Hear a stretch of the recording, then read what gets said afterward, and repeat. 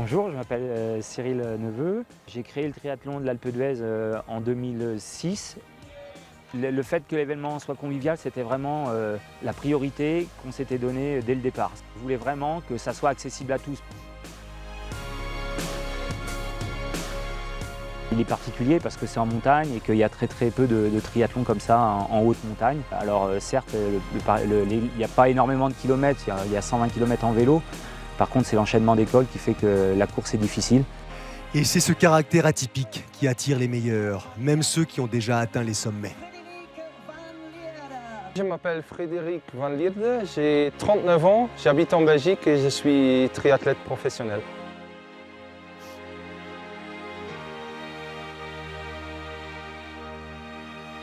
J'ai fait ma préparation pour l'Ironman de Nice et j'ai fait un stage en altitude en mois de juin. Et maintenant, ça fait 5 semaines depuis l'Ironman, donc je crois que je suis prêt pour.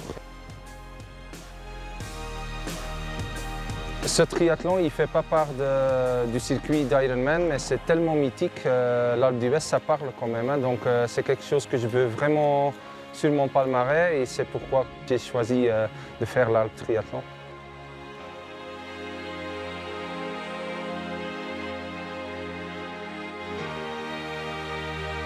Pour ma petite famille, c'est vraiment chouette ici à l'Alpe d'Huez qu'ils organisent des triathlons aussi pour les enfants.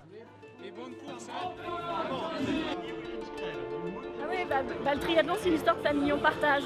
Je m'appelle Catherine, c'est Réseau Fittipaldi. C'est ma 6e année de triathlon. Par rapport à mes filles, les valeurs que je souhaite transmettre, c'est qu'elles apprennent à se dépasser. Dans la vie, on a des difficultés comme on peut avoir sur des épreuves et que ces fameux points de ressources, ces outils qu'on a à l'intérieur de nous, ils nous servent tout au long de la vie. Je trouve que quand on apprend à servir ses propres outils, la vie est plus belle.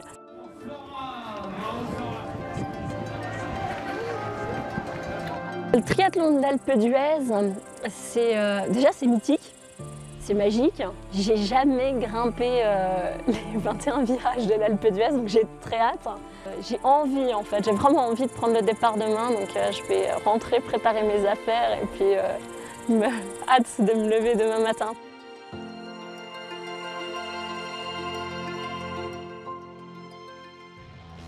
Journée de course au cœur de l'Isère. Les berges du lac du Vernet accueillent leurs occupants à titre exceptionnel. Le barrage EDF est sur pause. Le temps d'une matinée, les coureurs vont profiter d'un espace d'habitude interdit au public. L'humeur est joyeuse et l'atmosphère encore paisible. C'est l'heure des vérifs.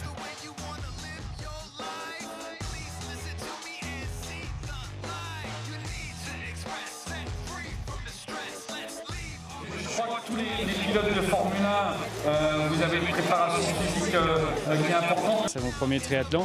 Un peu, je crois que j'ai pas choisi le plus facile. Mais voilà, j'ai envie de me faire plaisir, à découvrir un nouveau challenge et voir jusqu'où on peut aller et montrer que finalement la Formule 1 c'est aussi un sport. Baptême du feu ambitieux pour le pilote As, habitué aux excès de vitesse. Ici, ce ne sera sans doute pas aussi rapide, plus calme, quoique le départ natation est toujours un moment très engagé sur un triathlon. Après, le film de la course prendra une autre allure. 118 km à couvrir entre le lac du Vernet et la station de l'Alpe d'Huez. 25 km de mise en selle pour prendre contact avec le parcours. Une portion rapide qu'il faut aborder avec réserve. L'échauffement, le vrai, intervient dans l'ascension du col de l'Alpe du Grand Serre. 15 km ombragés, les derniers de la journée. S'ensuivent une descente rapide, la montée vers le Malisol, puis la progression vers Valbonnet. Attention, les vraies difficultés arrivent. Il faut penser à s'alimenter et faire le plein des bidons.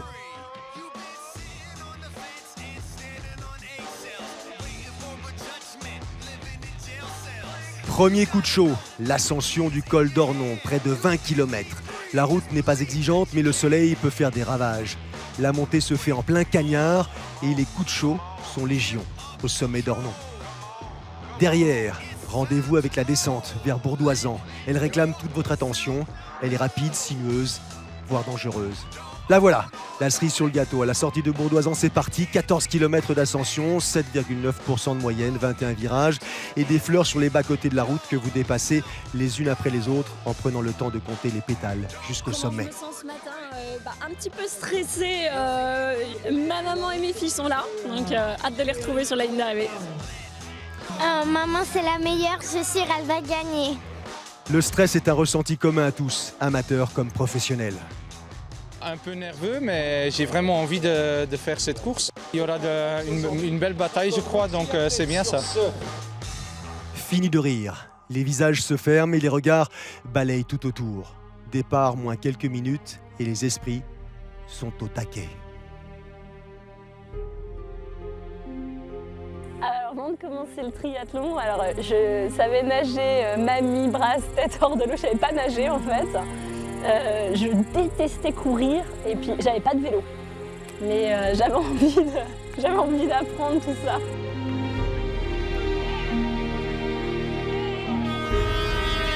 Il est 9h30 le 2 août. L'eau est fraîche et près de 1000 concurrents s'élancent pour cette 13e édition du triathlon de l'Alpe d'Huez. L'eau est très douce, limpide, la lumière est belle, on se sent bien.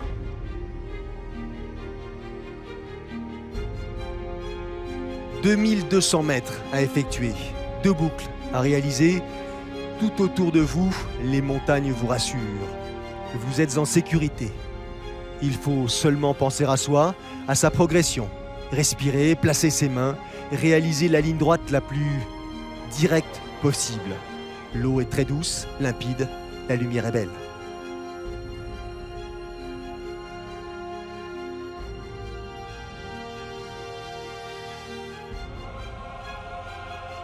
Cette année, les pros s'appellent Van Lierde, Sudry, Ron Stadler, Moreno ou encore De Philippis côté masculin.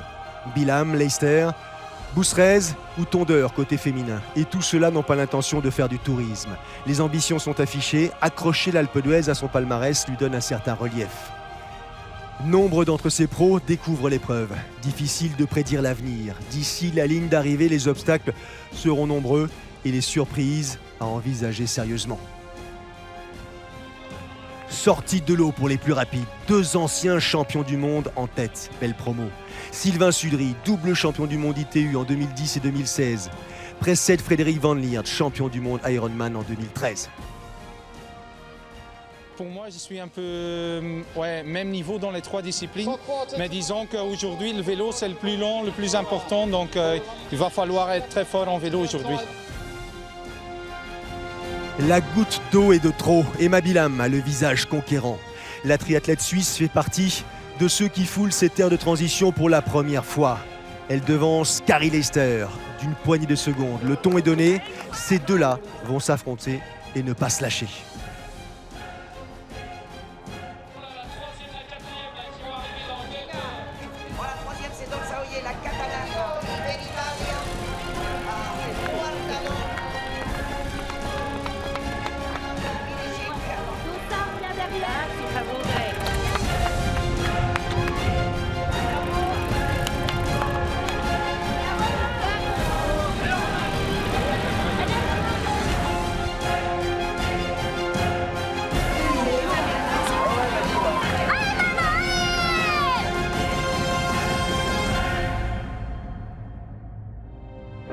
Premier classement provisoire, premiers écarts. 5 messieurs se tiennent en 22 secondes seulement.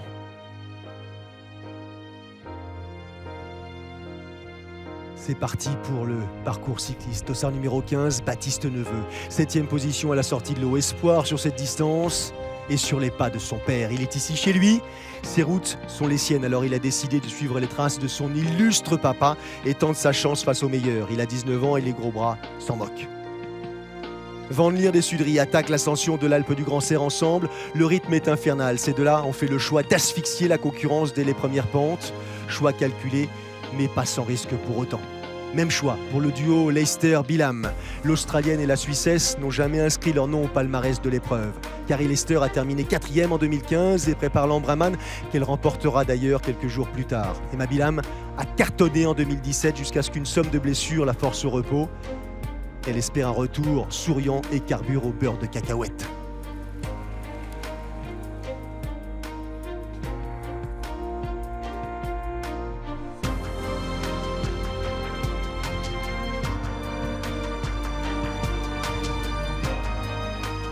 Dès qu'on commence à monter vers l'Alpe du Grand Serre et qu'on fait la boucle vers le Val Bonnet, Avec le col d'Ornon, c'est une partie très sauvage, donc très agréable, c'est assez roulant et tout.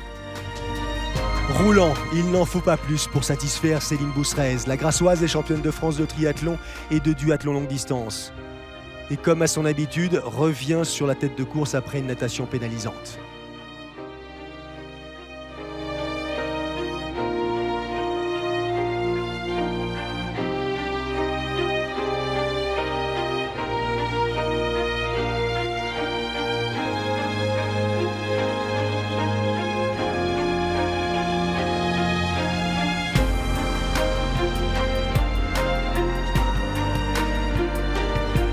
À hauteur de Valbonnet, Bousserez est 3e. La Grassoise poursuit son numéro. 5e à l'Alpe en 2016, 4e en 2014. Elle aimerait arrêter de flirter avec le podium et enfin poser les pieds dessus.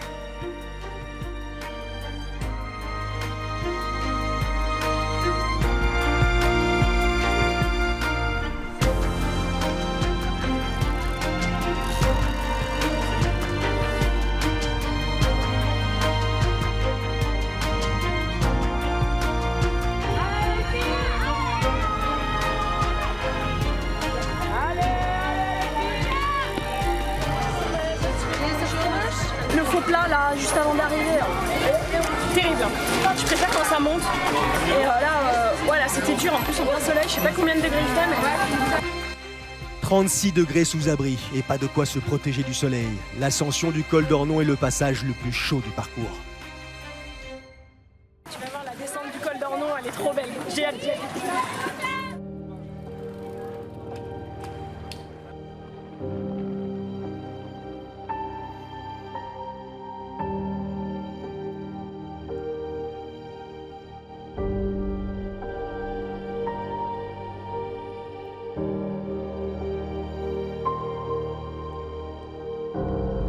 Frédéric Van Lierde est seul devant. Dans la descente de l'Alpe du Grand Serre, le Belge a écœuré ses adversaires. Trop fort, trop vite, trop risqué de le suivre.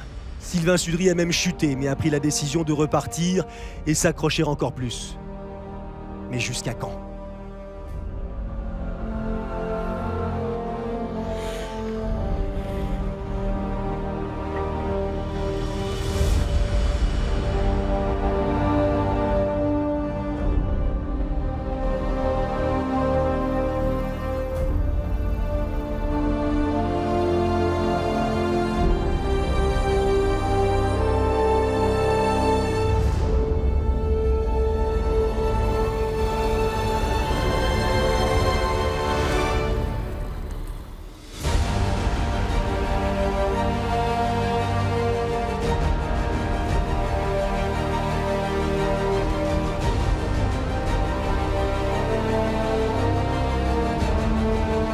Dans la chaleur d'Ornon, l'atmosphère est surchauffée et les corps ont souffert. De l'autre côté du sommet, l'Alpe d'Huez se profile.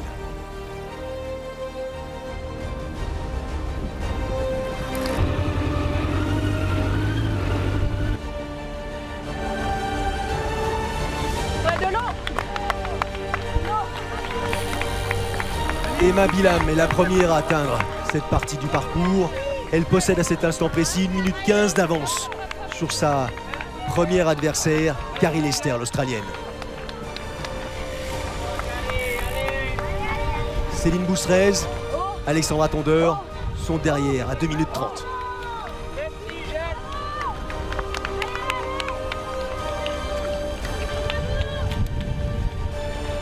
Frédéric Van Lierde, lui, est passé au sommet avec 3,30 d'avance sur ses poursuivants. Faire descendre la température. Parce que...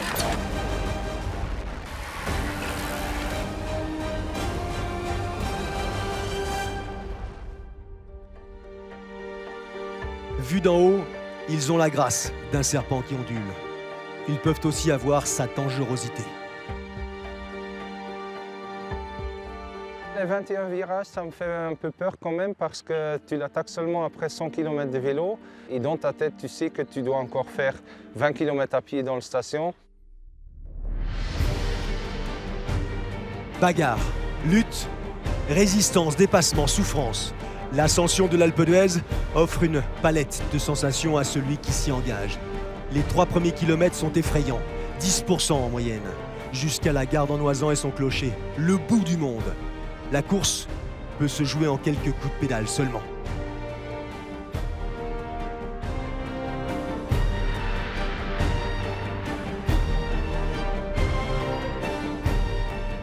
Je suis toujours le mec qui est chassé, je ne suis pas le chasseur, donc c'est autre chose. Hein, donc à chaque fois, tu veux entendre combien l'écart.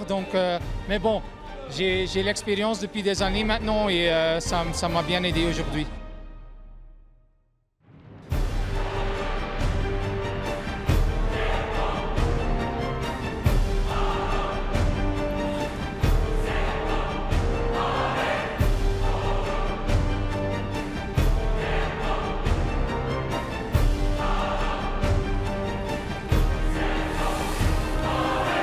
De l'aide, ils en ont besoin assurément. Besoin de rompre avec l'inimaginable.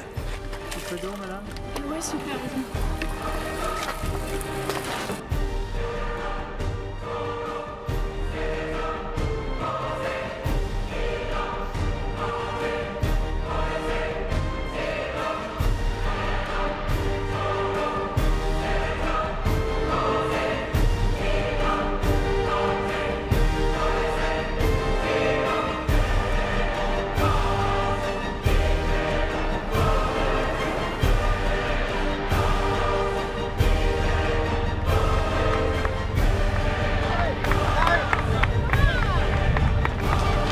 Fin de la visite à vélo pour Fred Van Lierde. 3h59 minutes passées en selle, 54 minutes et 25 secondes pour gravir l'Alpe d'Huez.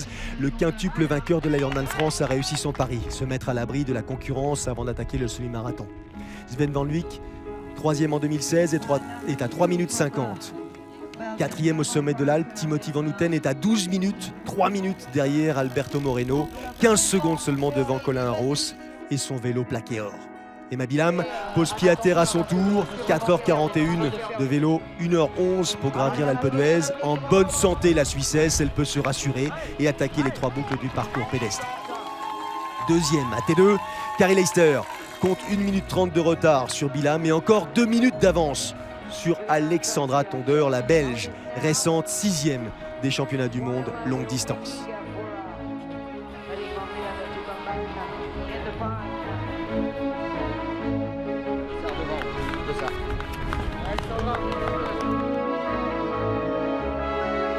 Côté féminin, le podium se précise. C'est plus incertain côté masculin.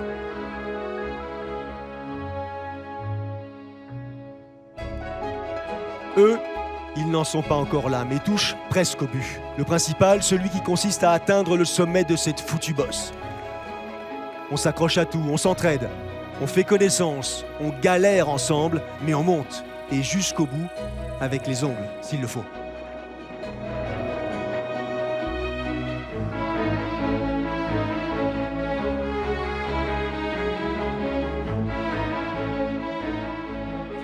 C'est terrible. C'était dur. J'ai subi là.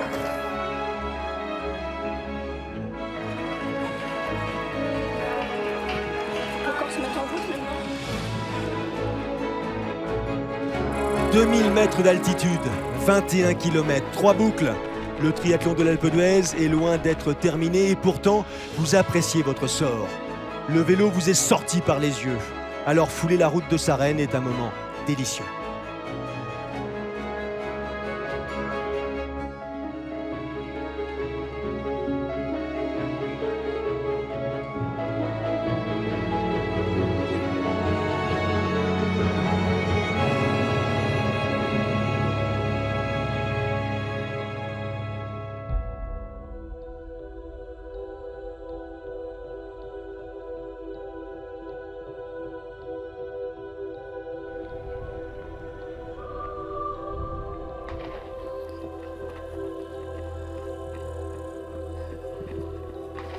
Le décor est magnifique, les marmottes à portée de regard. Mais à vrai dire, vos yeux sont aveugles depuis longtemps. Vous regardez devant vous, mais vous ne retenez rien. L'heure est au monologue, à l'introspection. Il faut rester concentré. C'est à cette unique condition que vous pouvez soulever les montagnes.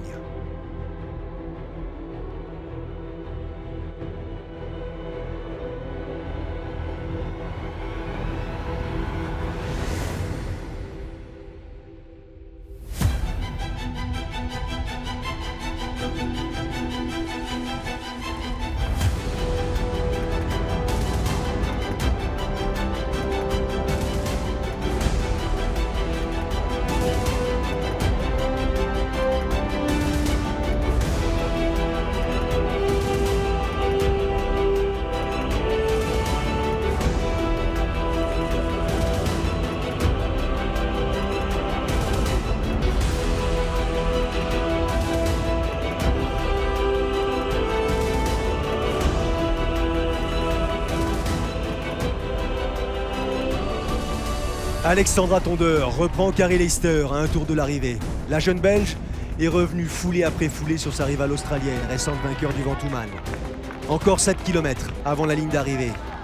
A priori, Céline Bousserez est trop loin pour empêcher Bilam, Tondeur, Leister de monter sur le podium.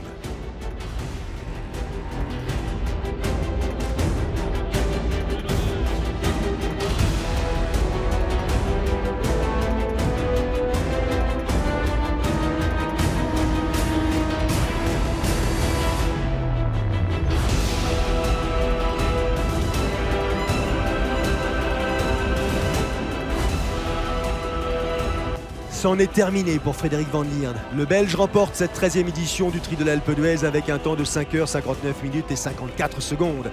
Victoire sans appel. Alberto Moreno et Timothy Van Houtem arrivent respectivement 6 minutes 30 et 8 minutes 50 après le vainqueur.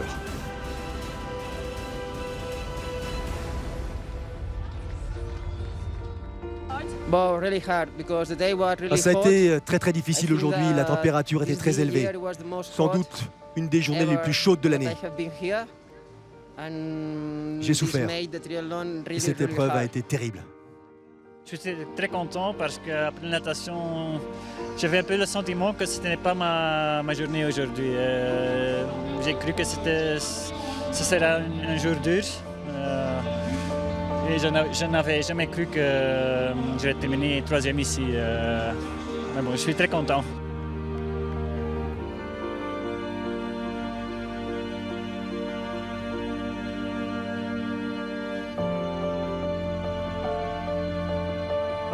Il était dur, hein. Et en vélo, j'ai voulu attaquer dès le début parce que les 2 premiers cols sont mieux pour moi que le dernier, donc j'ai voulu prendre quand même un peu d'avance.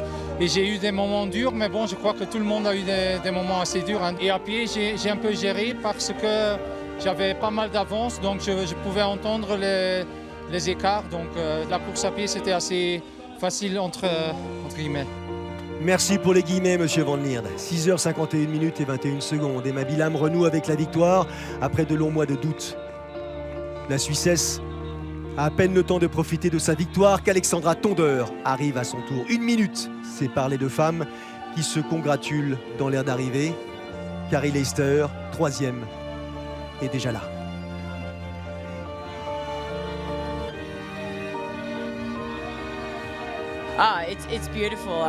C'est magnifique. C'est un endroit somptueux. J'adore venir ici pour m'entraîner ou pour courir.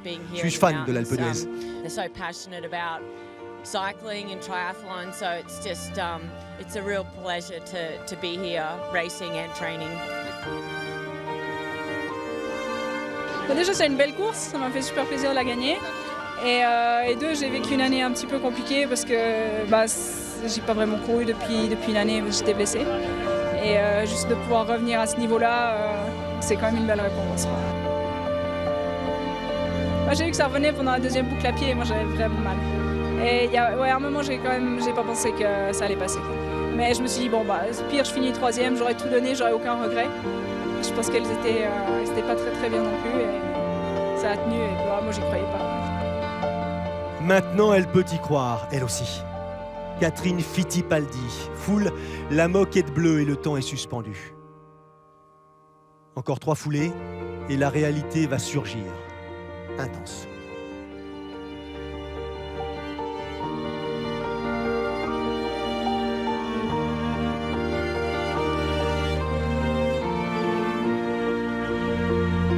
Contente de retrouver mes filles à l'arrivée. C'était super dur. J'ai pris un coup de chaud dans le col d'Ornon, donc du coup j'ai subi à l'Alpe d'Huez. J'ai du coup plus de jambes, là je voyais à la transition, le semi ça aurait été compliqué. Et... j'ai subi, c'était pas facile. C'est magnifique, non vraiment c'est magnifique, c'est vrai. Le lac et tout était top. Et c'est vrai que vraiment il a fait super chaud, il y avait des ravitaux tout le long, donc on a pu vraiment s'arroser et tout, donc non tout était top. C'est vraiment une course très dure mais magnifique à faire, donc je voulais dire à tout le monde, essayez-le un jour.